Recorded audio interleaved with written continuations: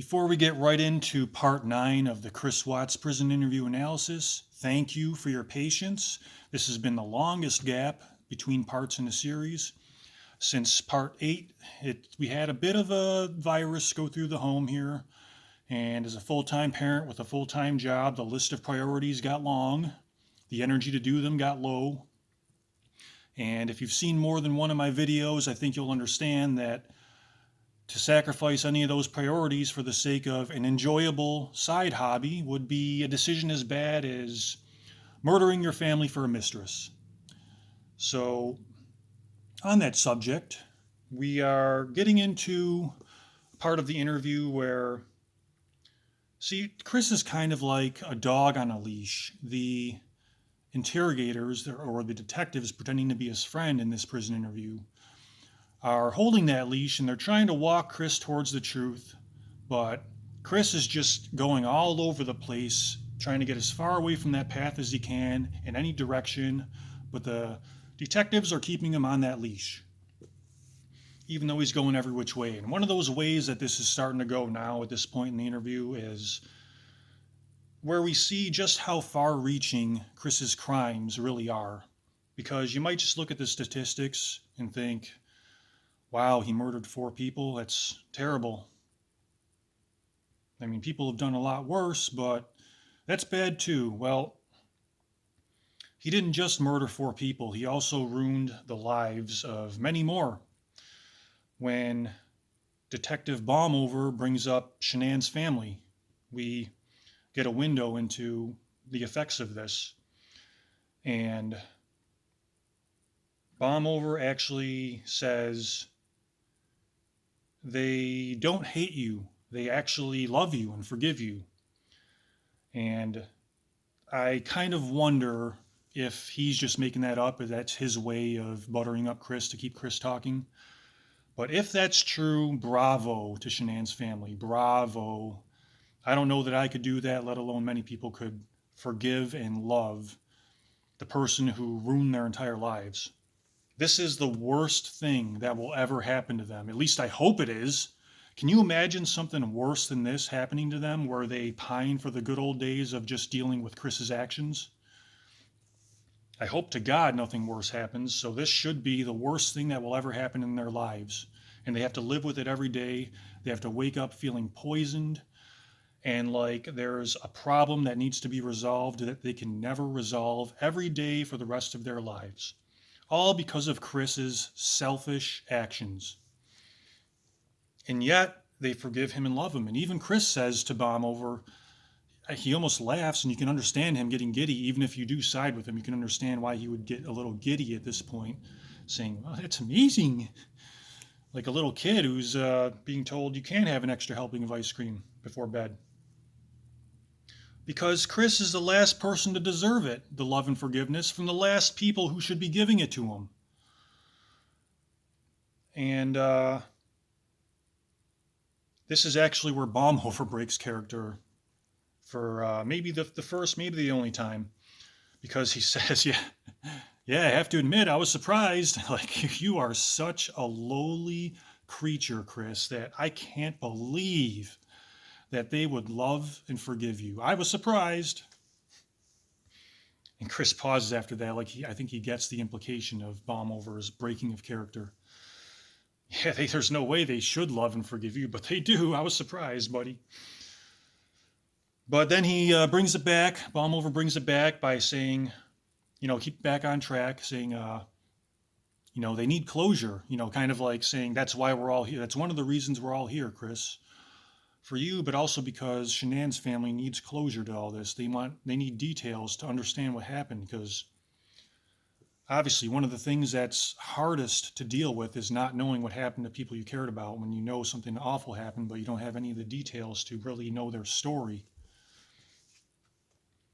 So they're kind of saying, Chris, you could help them closure. They are the last people in the world, Chris, who should be giving you love and forgiveness, and they do. And all they want in return is closure. They want to know details so they can have closure to this whole thing. So, what does little Chrissy boy give them in return for this undeserved love and forgiveness? Yeah, closure's a funny thing. Is that really the truth? No, seriously though. He tries to imply by saying, yeah, I told my parents I pled guilty for a reason, like implying that on the subject of closure, it was to give everyone closure. This was for everyone else. So no one would have to relive this over and over again for years. He pled guilty for everyone else. Of course, he just says, I pled guilty for a reason. Well, it can be a billion reasons. So tell us the reason. And if he did say the specific reason, it would sound more like, yeah, I told my parents I pled guilty so no one would look into the horrors of my crimes and realize what a monster I am. That was the reason I pled guilty. But no, he just lets everyone assume the best of him by saying, I pled guilty for a reason. It was for all of you, so none of you would have to go through any of this. But of course, what he pled guilty for would stop the investigation. So his true actions and his true evils wouldn't be brought out for the world to know. So he'd be protecting his self-image yet again, not for Shanann's family to have closure. This is an extremely lopsided relationship between Chris and Shanann's family. Extremely lopsided. Let's do the math here. Assuming that Chris's 4 victims all lived a normal 70 to 80 year life, and taking away the years that some of them have already lived, that's about 270 years of life that Chris stole from the people who loved and trusted him. 270 years of life. Hundreds more years tainted from all of the people who cared about his victims, who will be waking up every day wondering why this happened and what they could have done to prevent it. Hundreds more years tainted life. Hundreds of years of life stolen, hundreds more tainted by Chris's actions and his unwillingness to reveal the truth, to give people closure. And what he says about that is going into peace and forgiveness that he lives into now. Maybe God has a plan for me to help people. God wants me to help people. Well, not your victims, not your still living victim, not the memory of your actual victims that you murdered, and not the peace of mind of the still living victims who have to deal with it every day, having no closure, and that's all they want. But other criminals, that's who you want to help. Other criminals, that's God's plan for you, is to help other criminals who also are habitual liars, who had to be removed from society for the safety of everyone who plays by the rules, because we can compete in society and cooperate with each other for the betterment of humankind. No, nothing to do with them. You just only want to help other criminals. This is an extremely lopsided relationship. After all those hundreds of years stolen or tainted, 2 years into Chris's penance, 2 years into repaying his debt to society for all the damage he caused, he finally said the one thing where he actually had some conviction in his voice and sounded like a real man who believed what he was saying, and his voice projected his true feelings. And you may already know what I'm talking about when he was talking to the private investigator in 2020, and the private investigator says, "Tell me what's on your heart. Tell me what you want to know, Chris." And Chris, for 2/3 of a sentence, actually spoke like a real man saying something he believed in. In between milk-sopping, he's like, "Well, yeah, honestly, I just want to get out of here. I know God has a plan for me. It's to be in here right now, but it's not to stay in here. And yeah." But did you hear that? I doubt Shanann ever heard him sound like that in their entire marriage, entire relationship. I wonder how many people have ever heard him talk like that in life. Because he's finally saying something he really believes in instead of playing a character. How many tens of hours of his talking have we heard if you've gone down the rabbit hole on this case? How many tens of hours have you heard? And this may be the only 2/3 of a sentence where he actually sounded like he was speaking truthfully. I just want to get out of here. Because it's true, and he really means it.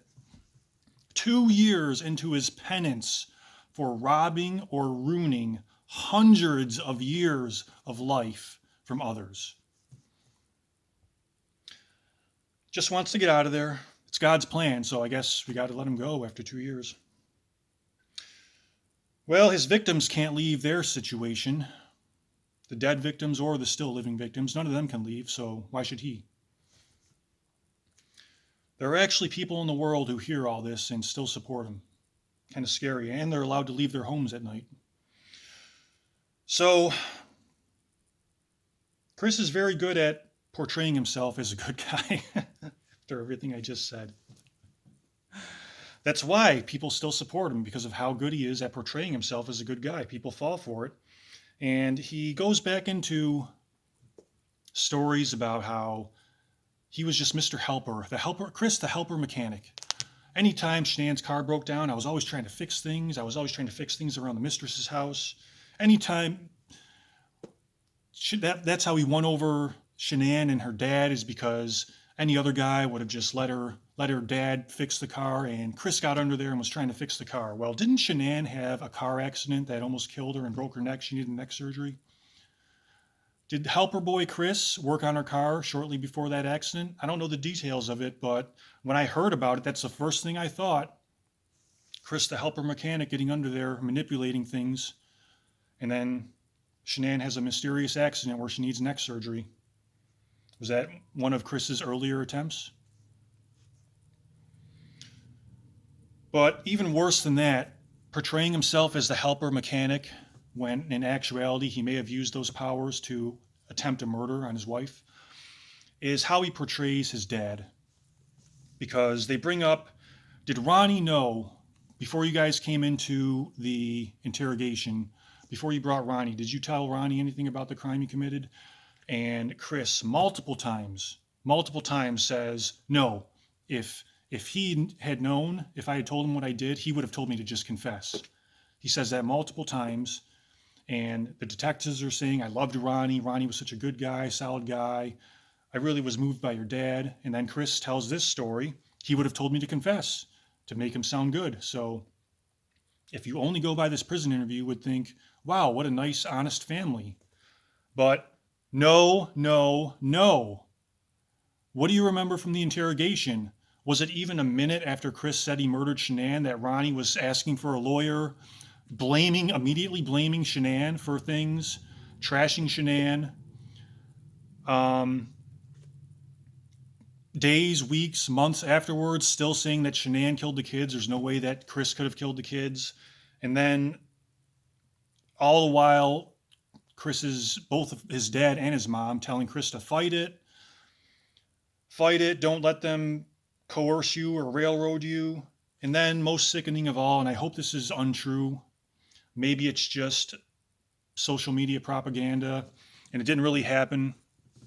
We are in the era of fake news after all. Did Chris's parents actually try to claim life insurance on Chris's victims? How is that anything other than a hired hit?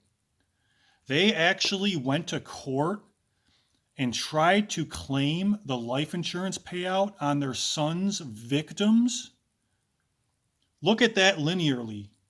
Chris murdered 4 people, then Chris's parents go through the legal process to try to claim the money? How is that not a hired hit? How did they not finish signing the documents to make that happen and the handcuff didn't just come down off the side and immediately arrest them? What are you doing? We're good people, just like our son. We're a perfect family. Why are you arresting us? How did that not happen? How is that even legal to attempt? Let alone it made it all the way to court? So if you look at the timeline there, they put Chris and Shanann's daughter with a deadly nut allergy in a house full of nuts. That can go either way. We don't know how that happened, but they put nuts around a kid with a deadly nut allergy who doesn't have the responsibility to avoid them yet. Shanann takes them away from that situation to protect them. Weeks later, Chris murders them all. And then a couple years after that, Chris's parents try to claim the life insurance money. That does not match. Your dad's a solid guy. I loved your dad. I really appreciated your dad. My dad would have told me to confess if he knew I really did it. None of that matches. So,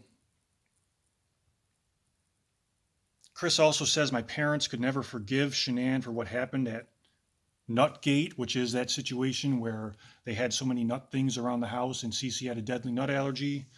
Why could they never forgive Shanann for protecting Cece from the deadly nuts? Now, again, who knows how it really went down? It is possible that there is something to be said for the kid needs to get used to not touching the nuts themselves, but we need to know the exact details to know who was being irresponsible here and who might have been overreacting. But it seems fair that Shanann should be allowed to protect her own child from something that could kill her. So why is that unforgivable? It's unforgivable to protect Cece from her own death, and then you forgive Chris for killing Cece, and then you try to claim the life insurance for Cece's death at your son's hands? It doesn't seem to match Chris's portrayal of his parents. But then again, I wasn't there for any of this, and it's all hearsay. So that's where we're seeing more and more now the vast difference between Chris's statements and his stories. Especially, we just saw the example there of how he does it to the positive end with his parents, that side of his family, but he goes the other direction between his statements and stories with his wife and kids. He will say these statements that have no substance to them that sound nice about his wife and kids, like Shanann was beautiful, Cece was rambunctious, Bella was mothering. You know, he does have that great line about Shanann. She could sell everything you're wearing back to you. That's a great line, and it makes it sound like he thinks highly of Shanann. But it doesn't have anything to do with anything that's happened in the real world. There's not a single detail of what Shanann has actually done or said in any of these statements that are positive. Every single story he tells that requires a thought process and pattern recognition and actual details from life make his wife and kids look bad and make him look like a hero who put up with it and made up for it. All of the inadequacies of his wife and kids. That's what all the stories are. So he'll say, oh, Shanann was great with money and she handled all the finances. And then he'll say, I couldn't believe we went bankrupt. I never thought that would happen. So you're saying that she's great with money, but at the same time, you're blaming her entirely for the family going bankrupt and being behind on all your payments. Those are my bank accounts. That's my money. That's my 401k. I don't see how this can happen. She's great with money. She lost everything. I don't see how this can happen. Yeah, he should be saying it like that. But I don't want her memory to be trashed, and yet every story he tells trashes her memory. Yeah, I wasn't her type. I went there, I showed up, and I wasn't her type, but then I won her over. That's one of his stories. She didn't like me. She didn't want to be around me. She wanted to avoid me, but then I won her over. Well, how about Shanann's side of that? What would Shanann's version sound like instead of she didn't like you at all and then you won her over? You did everything good. She was rotten and you were good.